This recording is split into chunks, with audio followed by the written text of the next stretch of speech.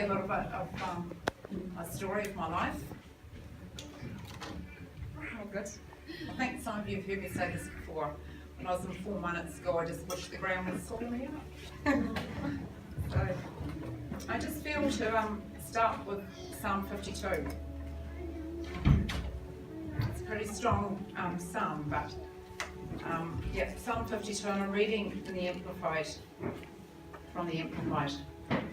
Why do you boast of evil, O mighty man?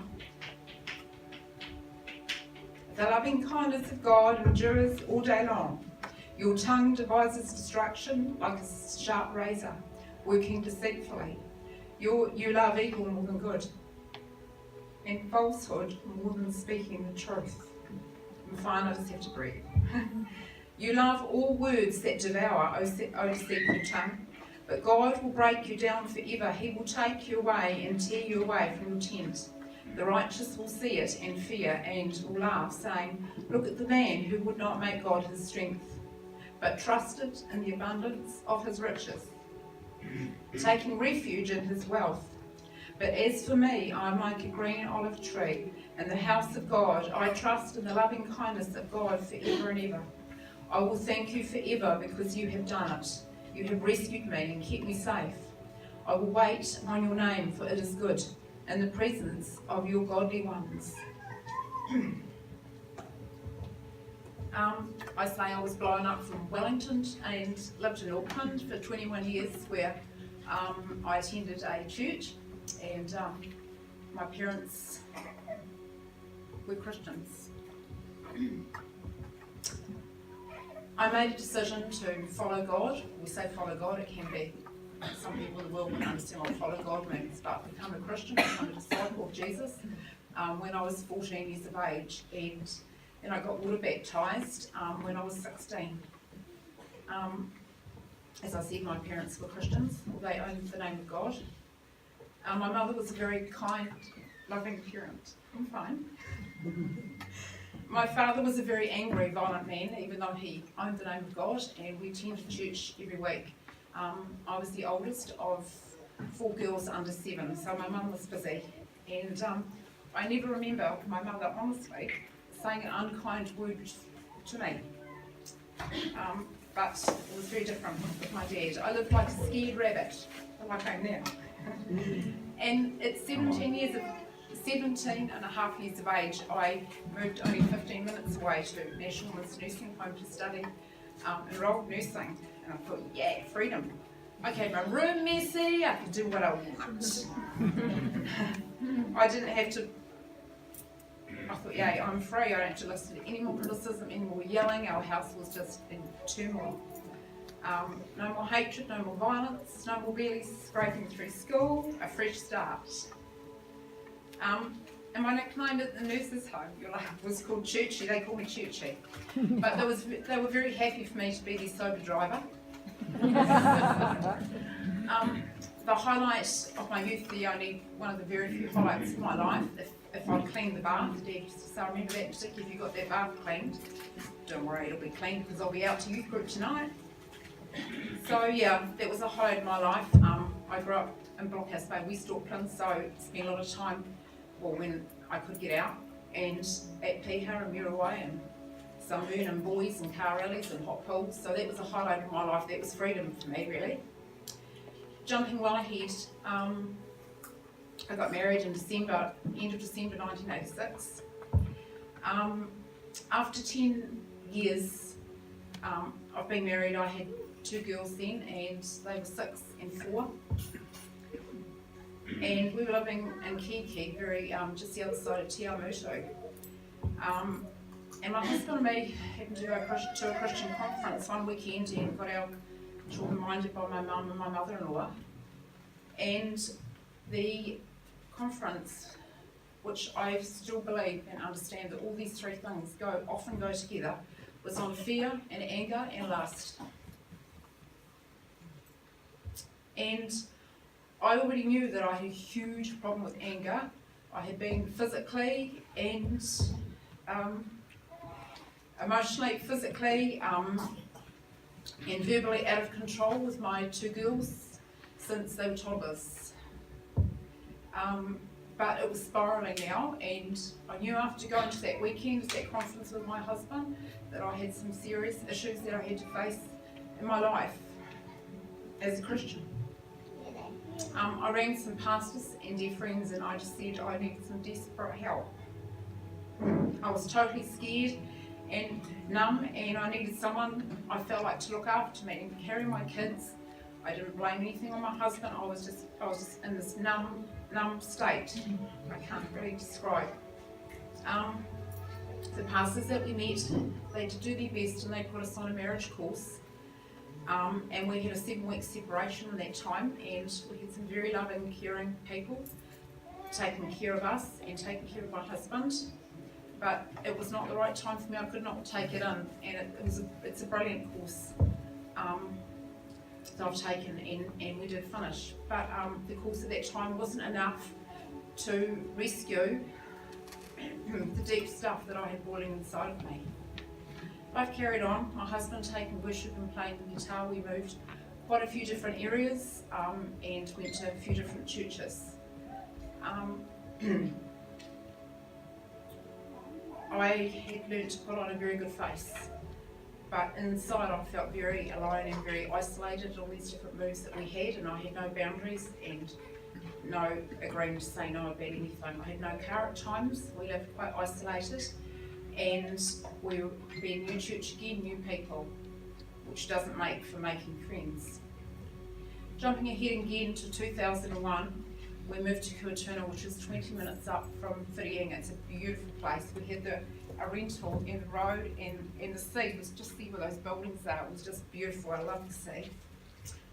My girls, I had 3 girls now. They were 9.5, 7.5, and 2.5.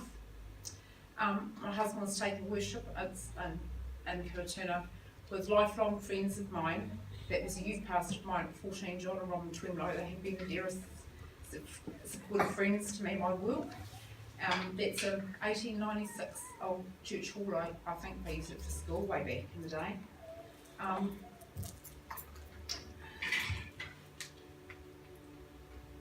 So as I said, yeah, they've been my lifelong friends. Excuse me.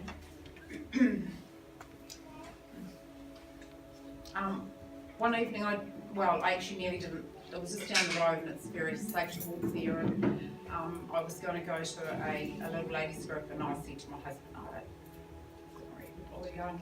I was sort of like that at times. Anyway, I decided I would, and it was just a few houses down the road. And a woman on the board of Cana Ministries, our fellowship was called, a woman called Maureen Rutherford, and her and her husband have run a community in Auckland for years. Anyway, I went to the small women's group, and she spoke on shame. And I don't remember a word she said, and who cares anyway. But I know that I was totally pinned to the chair. I thought, well, God, I want to just go home now. No one's going to pay for me. But I was totally pinned to the chair. I tell you, there's no way I could even get up if I tried. I had this huge heaviness come upon me. I couldn't move if I tried. I found it really hard to breathe. And I felt as if I was going to have a massive heart attack. Whatever that feels like, I'm not quite sure, but that's what went through my mind at that time. And I do understand a lot now, through years of counselling, that it was from all the mental and emotional and physical and all the abuse, all the rest of it, that I lived through. My lifelong friends and pastors referred me onto a counsellor in Auckland. I thought, this is crazy, you know. I've got 3 young children at home, we're going to go there, you know, petrol in the car, 3 hours to Auckland, 3 hours back for a 1-hour counselling session. Like, this just seems stupid.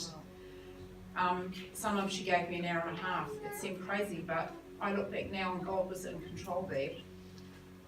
He was breaking some of my fears. He knows everything. So I had so many fears. I had fears of driving alone. I had fears of driving long distance. So he was breaking all that fear, and it also gave me time, I guess, to work through all the stuff I was working through with the counsellor in that huge, big drive home. We had a big Ford Falcon. I like cars. At the time, yeah.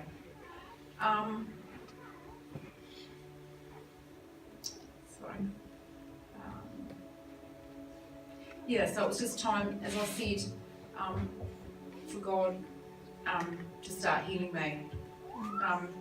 Many fears now have gone. Fears of heights, fears of spiders, not weeders though. Huge, massive fear of the dark. Fear of being rejected, fear of failure, fear of control.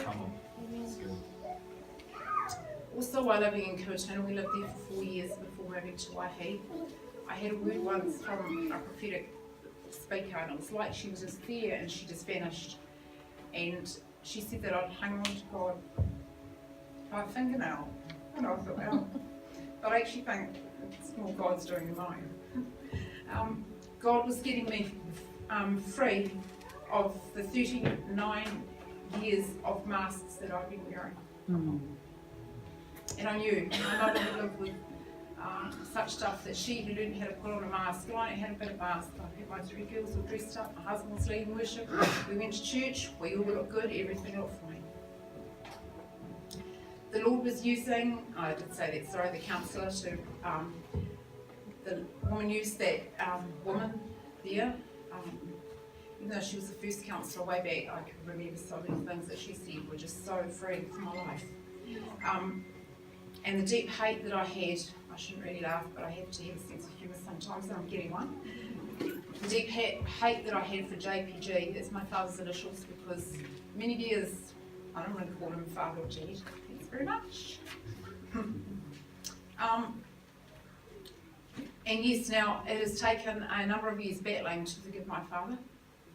And all it does, as some of you will probably know about lots of things in your own lives, all it does is eat you up inside, and it will also probably eventually take over with your health as well.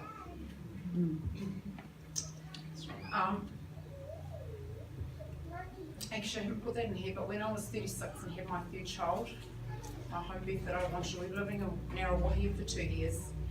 And after I had that baby, I had to do some recouping at home, and I had terrible chest pain, like terrible chest pain I've never had in my life, really bad.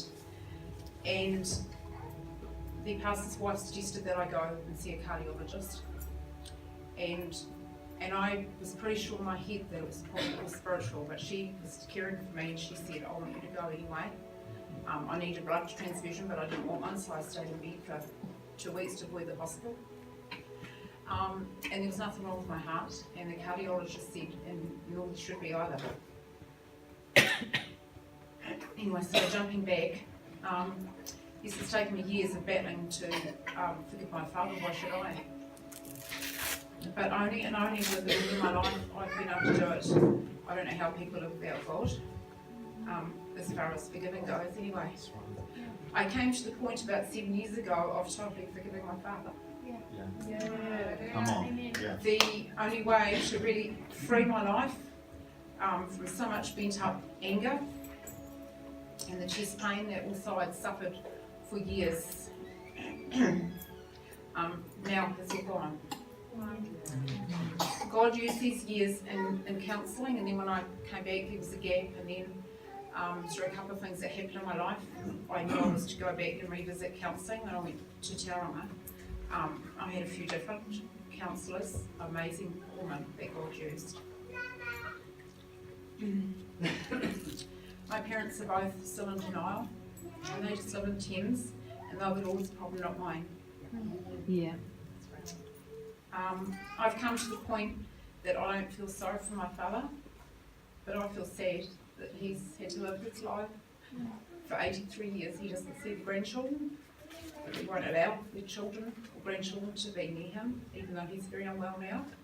But I've just had to let him go, and at times even God has caused me to pray for his soul, because that's all that matters at the end of the day. I really, well, no problem that has been with me, sorry, for many years, is, which probably a lot of you can recite off by heart, is Proverbs 3. And the minute I say it, you will know it. Proverbs 3, 1-8. And it actually is here in this Bible of Tarsus, thank you, Tash, the rewards of wisdom. My son or daughter, do not forget my teaching, but let your heart, keep my commandments, for length of days and years of life worth living, and tranquility and prosperity, the wholeness of life's blessings, they will add to you. Do not let mercy and kindness and truth leave you. Instead, let these qualities define you. Bind them securely around your neck, write them on the tablet of your heart. So find favour and high esteem in the sight of God and men. Trust in and rely confidently on the Lord with all your heart, and do not rely on your own insight or understanding. In all your ways, know and acknowledge and recognise Him, and He will make your path straight and smooth, removing obstacles that block your way. Do not be wise in your own eyes. Fear the Lord with reverent awe and obedience, and turn entirely away from evil. It will be health to your body, your marrow, your nerves, your sinews, your muscles, all your inner parts, and refreshment or physical well-being to your bones.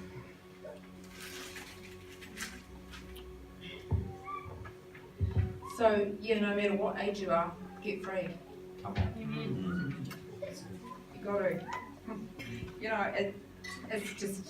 It's a long journey, but, otherwise, where's my faith, where's my trust in God if I don't choose to change? I had to change. My children are still working, I believe, on their forgiveness of me and the parent I was, and they're 27, 25 and 20, and it has affected their lives, but that's okay.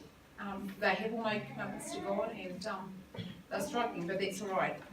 God knows I was the best parent I could be at the time. And your parents need to hear that as well. I'm still trying to comprehend the depths of His grace and mercy toward me. Don't hang on to suicidal thoughts. I had many of them. I have a cousin here who has a huge testimony. He's videoing, so don't shake this here. Yep, I've had many types of suicidal thoughts over the years, but I used to have a joke with God and say, oh, thank you, Lord, I'll never be brave enough to do that anyway. But it's real. It can be real for people, as we know, too much so. So get free. He does restore the years that the locusts have eaten. A couple of months ago, I went to visit my daughter in Dunedin and my sister in Diamond Harbour, and I was taking the bus between Christchurch and Littleton, and I just read the sign, and so just sort of jumped out at me as the bus was going past. It said, it was on a church billboard, to pull back the darkness, choose to love. Well, there's actually a lot in that. But first you have to be able to accept and love and heal yourself. Yes. So I can now say, I'm a survivor, I'm blessed, I'm favoured, I'm loved, I'm accepted, I'm a woman of worth. And for all of you here, you need to come to that place, get Jesus, get the Lord to really help you, that you are worthwhile, you are valuable, and you are significant, and you are unique. And my last closing scriptures.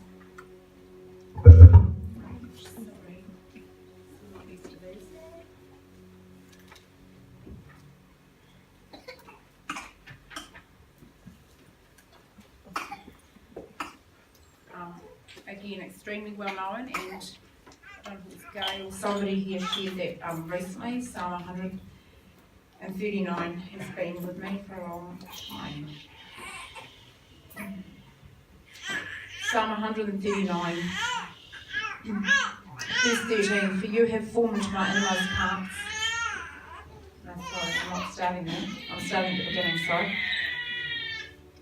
Verse 1, O Lord, you have searched me thoroughly, and you have known me. You know when I sit down and when I rise up, my entire life, everything I do. You understand my thoughts from afar. You scrutinize my path and my lying down, and you are intimately acquainted with all my ways. Even before There is a word on my tongue, still unspoken. Behold, O God, you know it all. You have enclosed me behind and before, and have placed your hand upon me. Such infinite knowledge is too wonderful for me. It is too high above me, I cannot reach it. Where can I go from your spirit, or where can I flee from your presence? If I ascend to heaven, you are there. If I make my bed in Sheol, which is the nether world, the place of the dead, behold, you are there. If I take the wings of the dawn, if I dwell in the remotest part of the sea, even there your hand will lead me, and your right hand will take hold of me. If I say, surely the darkness will cover me, and the night will be the only light around me, even the darkness is not dark to you, and conceals nothing from you. But the night shines as bright as the day. Darkness and light are alike to you. And I just love this. For you formed my innermost parts. You knit me together in my mother's womb. I will give thanks and praise to you, for I am fearfully and wonderfully made. Wonderful are your works, and my soul knows very well. My frame was not hidden from you when I was being formed in secret, and intricately and skillfully formed, as if embroidered with many colours in the depths of the earth. Your eyes have seen my unformed substance, and in your book were all written, the days that were appointed for me, when as yet there was not one of them even taking shape. How precious also are your thoughts to me, O God. How vast is the sum of them. If I could count them, they would outnumber the sand. It's just amazing. When I awake, I am still with you.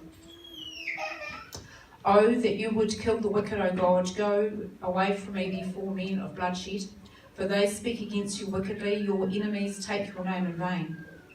Do I not hate those who hate you, O Lord? And do I not loathe those who rise up against you? I hate them with perfect and utmost hatred. They have become my enemies. Search me thoroughly, O God, and know my heart. Test me and know my anxious thoughts, and see if there be any wicked or hurtful way in me, and lead me in the everlasting way. Amen.